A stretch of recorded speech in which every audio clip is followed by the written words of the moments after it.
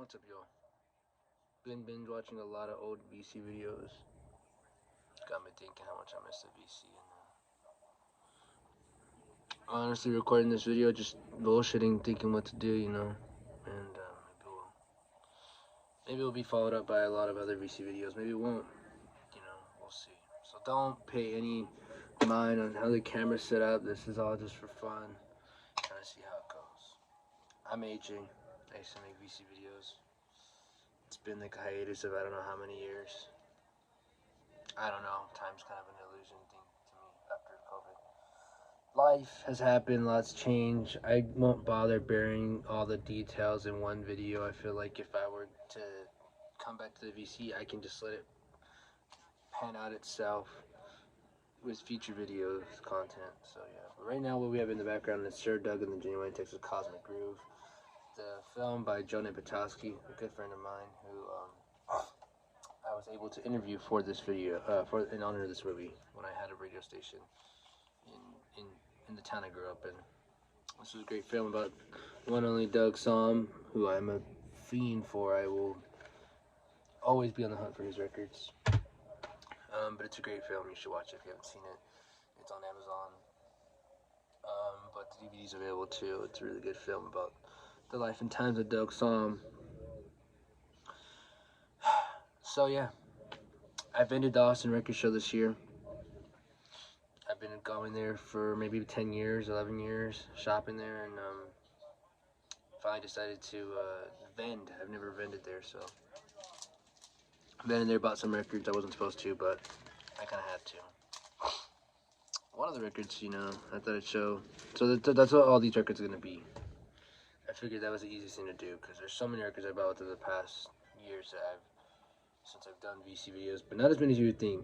I didn't start getting into records again until this year. I kind of put on chill on the back burner because I have my own business that I run online. I resell, so that's my full-time job, and that's the thing I do. It's kind of what I should be doing right now, but I'm gonna make a video. So yeah, this is one of the first things I bought. I already had the record. Just need an upgrade copy. I bought my copy that I just sold. I bought my copy for $3 at a garage sale. Sold it. With that money, I funded this copy. So it's kind of a win-win. Bubble Puppies. This is Gathering of Promises. This is original pressing.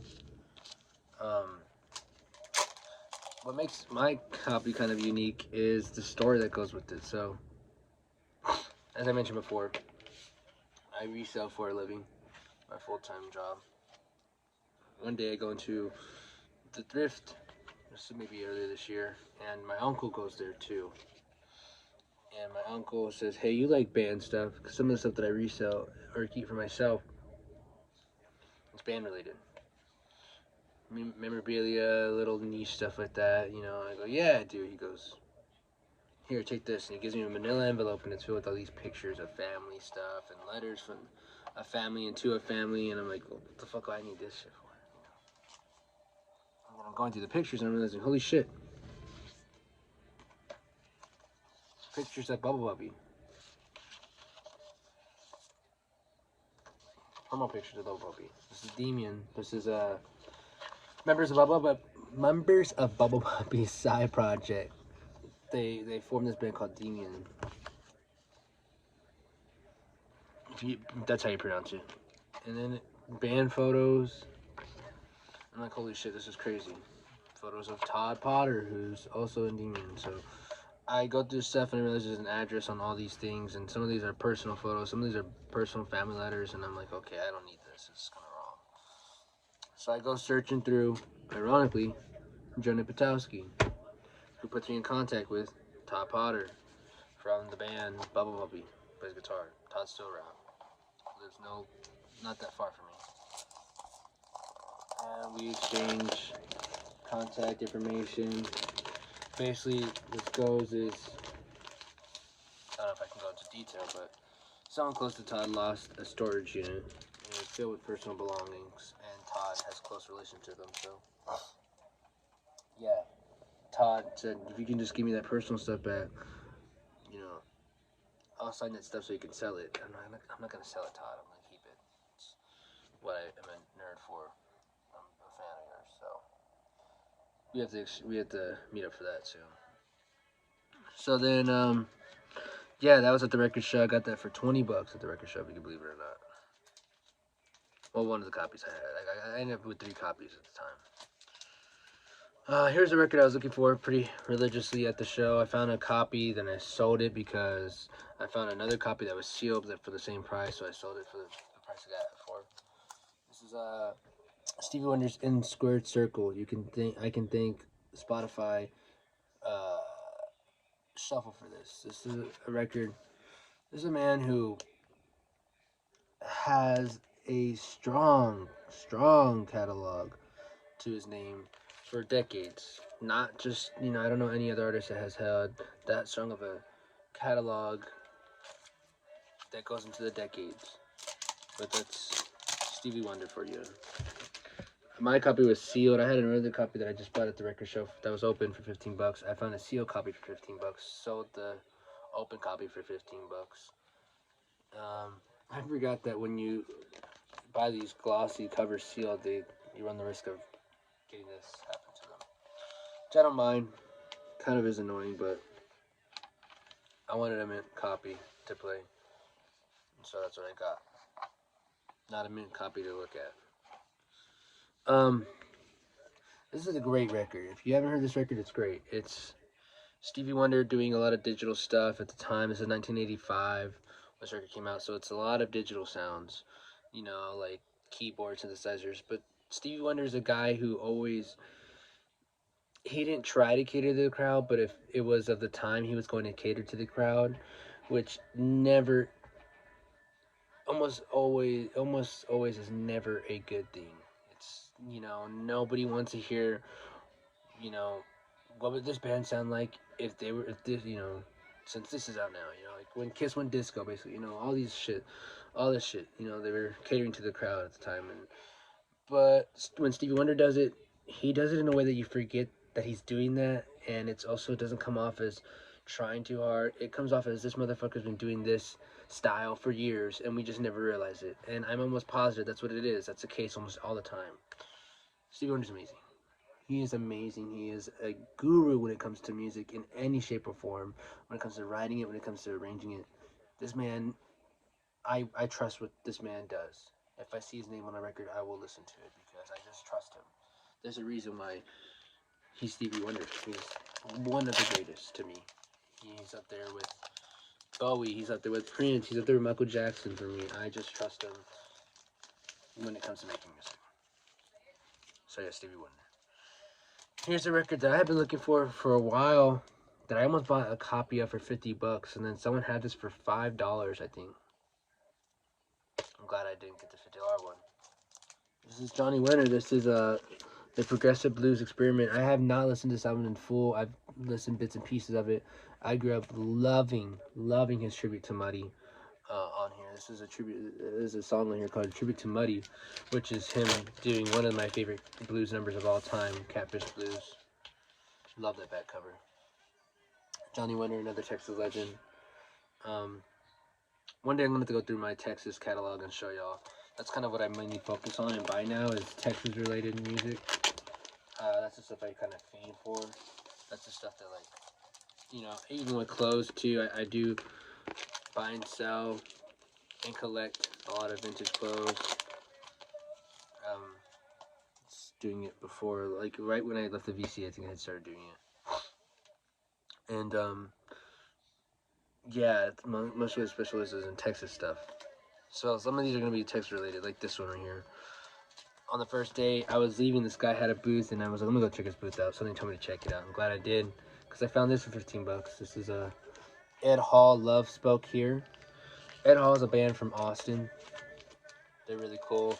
If you are a fan of bands like Cheer Ups, Unsane, Butthole Surfers, Fuck Emos, all these Pocket Fishermen, all these bands, you'd love Ed Hall. I'm pretty sure you already know of Ed Hall. All those bands I named, you probably already know of Ed Hall. This members, this is Kevin Whitley's band. Kevin, very honored to call him a friend of mine. That's Kevin right there. Kevin was in this band, and then he left the band and then formed a band called Cheeros, which is an amazing band. I love that band. It's one of my favorite bands. Also, really good friends of mine. This is their, I want to say their second album. I'm not sure. It's a record I've been looking for a while. It's a mint copy I got for like $15, so it wasn't bad at all. Same guy had this record that I've been looking for a while, but he says, here's the catch. It's warped. The warp affects the outside grooves. And I said, shit. I'll take the gamble for $30 because this record's really rare. And it is warped. I tried to do the vinyl flat and it's helped a little bit, but it's also kind of not helped at all. But it's Goat by Jesus Lizard, which is, they've become one of my favorite bands. They're so fucking good. Steve Albini's production on this record is beyond amazing. It is, the bass tone is to die for. And of course, the song that it has the warp on are the two songs that are my favorite from this album, which is Here Comes Deadly and Monkey Trick. So that kind of sucks, but for $30, I'll take an original. You know, even if two songs aren't playable. Continuing on the Texas train, buddy of mine, had this. The guy that I met that weekend had this at his booth. Said, "I heard you like this style of music." I said, "Yeah, I do." He goes, I got this band. You ever heard the Big Boys?" I said, "Of course." This is it's the Big Boys. This is no matter how long the line is at the cafeteria, there's always a seat. Yeah, it's a great album. This is a great album. This is Big Boys, of course, iconic punk band that I've really gotten into within the past year or so. They're from Austin. You have Biscuit. You have I cannot think of names right now because I've just woken up. This is Chris Gates' band. Tim Kerr. I am terrible right now with names right now. I'm so bad because I'm just now waking up. And everyone's going to roast me because I'm a huge Texas fan. But photo by Pat Blashill, which also Pat wrote the book.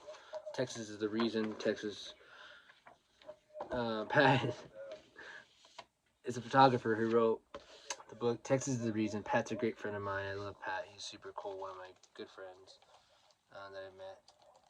And he just re-sparked my love for Big Boys with his talk about Big Boys and Biscuit.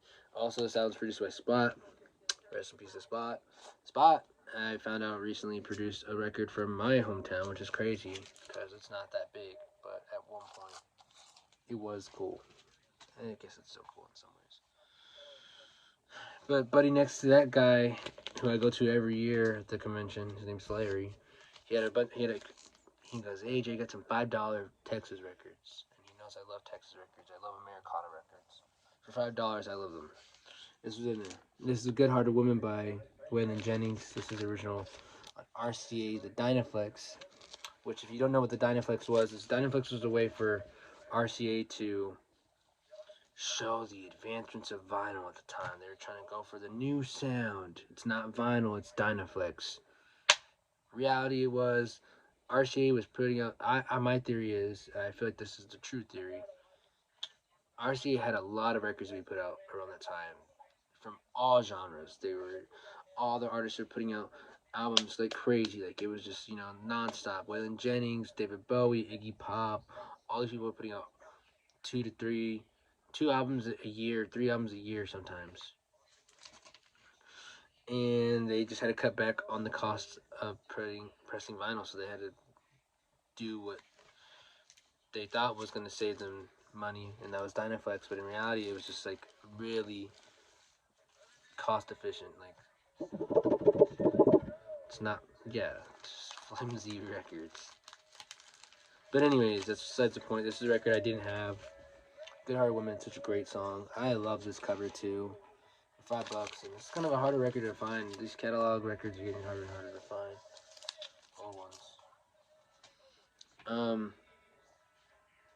I'll show that record later. I was gonna look at another one. Anyways, the guy next to me at the booth had this record, and I've been looking for this record for a while. This has been on my want list for a while. It's not the best sounding copy. It has a lot of surface noise, but he gave me a really good dealer deal, which I feel like he didn't have to do at all. I was gonna buy this record nevertheless, no matter what. This is Ramon y los Bravos del Norte. This is La Nueva Zenada. La Nueva Zenada is such a good song. It is one of my favorite norteño songs of all time ever written. And Ramon Ayala's version is just so perfect. It's really good. I can't wait to show y'all. You know, I feel like a lot of VC is missing a lot of norteño, Tejano records. And I kind of was showing that for a minute, and then I just stopped now because I just stopped videos all in general. But I just came across a big haul of norteño records and Spanish records, and that was also another motivation to make these videos because I feel like nobody's showing these, and somebody should show these. This is a record that people should know about. So, I'm looking down at them right now. There's like a crate of like maybe 40 that I've come across within the past week, and I feel like these are all records that should be mentioned at least at one point. So, but yeah, this is Ramon y La Nueva Zenada. This is a record I've been looking for a while. It's kind of hard to find. Gave me a really good price. I had to get it, even if it doesn't play at the quietness I'd like to, but for the price I had to. And I mentioned to another guy that was at my booth that I was looking for this record, and he goes, "The guy next to you has it." It wasn't that guy, but another guy next to me. I said, "Well, this record's kind of expensive now. I don't really want to grab it." He's like, "Well, it looks good. I don't think it's gonna be expensive." And we got to talking. It turned out that this guy had the record that I've been looking for a while, not in a good condition at all, jacket-wise, but for the price, I can argue. This is El Papalote by El Charro Negro. This is Bobby Butler. He's from the band Tortilla Factory. Tortilla Factory from San Antonio, I want to say. They had 8, maybe 12 members in the band at one point. This is on BSR, Buenas Cierte. This is Bobby Butler's debut solo record. Bobby Butler was a man who was just, covered his beat to shit. But I got it for $10, and you can't beat that. These records are hard to find down here in Texas, especially in this area, like Central, like in Austin and San Antonio. It's really impossible to find without paying a lot of money. Love the Little Joe promo right there. Bobby had a great story. Bobby passed away a few years ago, sadly, but he was El Charro Negro, black cowboy, and he learned Spanish through songs at the time. He was obsessed with, Spanish music, and he learned Spanish through that, and he spoke Spanish more fluent than most people I know in my entire life. He's just so great. That's his debut record. A lot of these songs are Tortilla Factory songs that he just redid in his own way. So yeah, it's a record, $10. The entire weekend I was looking for one record. One of the guys who I go to who has a lot of Texas records always has records, and this is one record he never has because he's looking for it himself. And this is the one year that I went up to him and I asked him if he had it this year, and he said, "I just got it." And I said, "Cool, how much?" He goes, "It's not for sale. I needed it for myself." And I was like, "Fuck. If he can't find it, then I can't find it." And then someone around the booth that I was at had it. And every now and then I would check to see if that record was still there. I'd look from my booth and I could see it. And I kept looking. Finally, I went up to the guy and I asked him, like, "How much do you want for that record?" And he told me the price. I gave him an offer, and he took it immediately. I was like, "Fuck! I should have offered less." But I mean, I was gonna pay the price anyway. He had a good price. Not a cheap price, but it's a record that hasn't been reissued. I don't know if it will. But either way, I've been wanting it for a while, and I'm so glad I finally have it. This is a rare record. Zeke, I know, just recently shined light on it. We talked about this record. I love this record. This is All Five and Dimers by Billy Joe Schaefer. I want to say this is his debut. This is on Monument Records, which is a subsidiary of CBS Records. Subsidiary of CBS Records. But this is such a great record. If you don't know about this record, this is Billy Joe Schaefer. He's the man who went to jail for shooting a man mouth, as he says, between the mother and the fucker. And he got away with it. Billy Joe Shaver also wrote a lot of Honky Tonk Heroes. This record by Waylon Jennings. And these are all the songs that would be on that record. But these are the versions that they were originally intended to be like. This is so this is 05 and Dimers. This is from 1974. I want to say maybe even earlier than that. It's probably earlier than that. I can't think right now. 73. It's close. So you have songs like Black Rose. You have 05 and Dimers. I have Late Turnaround. I've been to Georgia on a Fast Train. Willie the Wandering Gypsy and Me.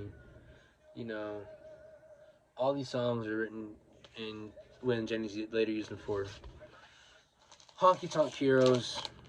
It's bittersweet because I met Billy Joe Shaver several times. Got to see him live. Had a lot of memories with him. It's one record I never had for him to sign, but I had a lot of other records for him to sign, and he signed some. And this is one of them. I had to seal it at one point. This was a sealed copy of Honky Tonk Heroes by Willam Jennings, but this is now opened.